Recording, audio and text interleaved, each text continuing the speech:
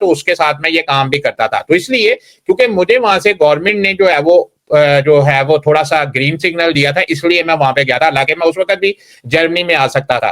तो ये बहुत सी चीजें मिलकर आपको एक कंक्लूजन तक पहुंचाती है कि अगर आपके पास ज्यादा मुल्क है तो आपने किसको चूज करना है। लेकिन इस वक्त जब हम ये बातें कर रहे हैं, जो आपने अभी क्वेश्चन किया है कि आपने जो हर बंदे को जो है वो आप पुर्तगाल का जो है वो मशवरा दे रहे हैं, स्पेन का क्यों नहीं मशवरा दे रहे हैं, हालांकि आप खुद स्पेनिश नेशनल है, मैं स्पेनिश नेशनल हूं।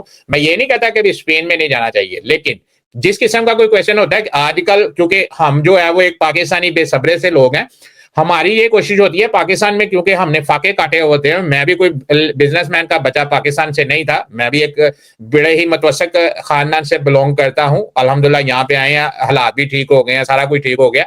लेकिन बैकग्राउंड यही है कि यार हर बंदा जो पाकिस्तान से यहाँ पे आता है या प्रदेश में आता है, अगर मैं 99% की बात करता हूं, मेजोरिटी की, 1% की मैं बात नहीं कर रहा, 99% जो लोग यहाँ पे आते हैं वो सेटलमेंट के लिए आते हैं, पैसा कमाने के लिए और पासपोर्ट लेने के लिए यहाँ पे आते हैं, जिसमें मैं भी शामिल था। अगर मेरा बाप जो है वो बिजनेसमैन होता, बाय गॉड ऑनलाइन बैठ के कह रहा हूं, मैं कभी भी यूरोप ना आता। क्यों? कि अगर मेरे पास वहां पे बिजनेस करने के चांसेस होते, यही काम मैं पाकिस्तान में बैठ के भी कर सकता था। लेकिन क्योंकि वहां पे सोर्सेज नहीं थे, वहां की गवर्नमेंट जो है वो हमें ये अपॉर्चुनिटी जो है वो प्रोवाइड नहीं करती, इस वजह से हम लोगों को यहाँ पे आना पड़ता है। और इसी वजह से मैं भी यहाँ पे आया था। मेरा मकसद यहाँ पे आके पैसा कमाना और पासपोर्ट लेना था, जो हर दूसरे बंदे का यहाँ पे आके है।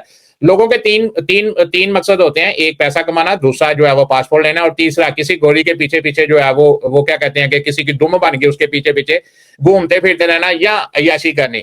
मेरे पास दो थे, बच्चे थे, मैं यहाँ पे जो है वो अपने बच्चों के बेटर फ्यूचर के लिए आया था। और बेटर फ्यूचर के लिए जो है वो हर बंदे की कोशिश होती है जल्दी से जल्दी मैं जो है वो किसी मकाम पे पहुंच जाऊं, मैं यहाँ पे सेटल होऊंगा तो अपने बच्चों को यहाँ पे ले आऊंगा।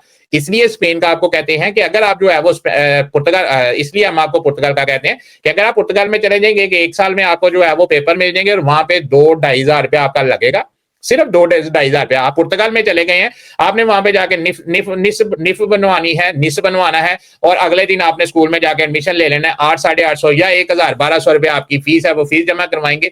आपको वहां पे रहने की इजाजत भी मिल गई, आपको वहां पे काम करने की भी इजाजत मिल गई। अब आप फुल टाइम पुर्तगाल में काम भी कर सकते हैं अगर आप काम करने वाले हैं। तो वहां पे 1 साल के अंदर अंदर आपको कार्ड भी मिल जाएगा और आपका ये टोटल खर्चा यही लगना है, जो आपका 2-2.5 हजार रुपया आपका खर्चा लग जाएगा। लेकिन अगर आप स्पेन में चले जाते हैं, मैं क्यों स्पेन को अब प्रेफर नहीं करता? देखिए, मैं अगर आज भी स्पेन में हूं तो मैं कभी भी किसी भी पाकिस्तानी के पास काम नहीं करूंगा। मैं अभी भी अगर किसी को कहूं तो मैं ये कहता हूं हर बंदे को कि आपने वहां पे जो है वो कॉन्ट्रैक्ट किसी पाकिस्तानी से खरीद के नहीं लेना। अगर पाकिस्तानी के पास जाएंगे तो वो आपसे 8 से 10 हजार रुपया कॉन्ट्रैक्ट के नाम के ऊपर आपको चूना लगा देगा। फिर यहाँ पे बात खत्म नहीं होती। 2 साल आपने वहां पे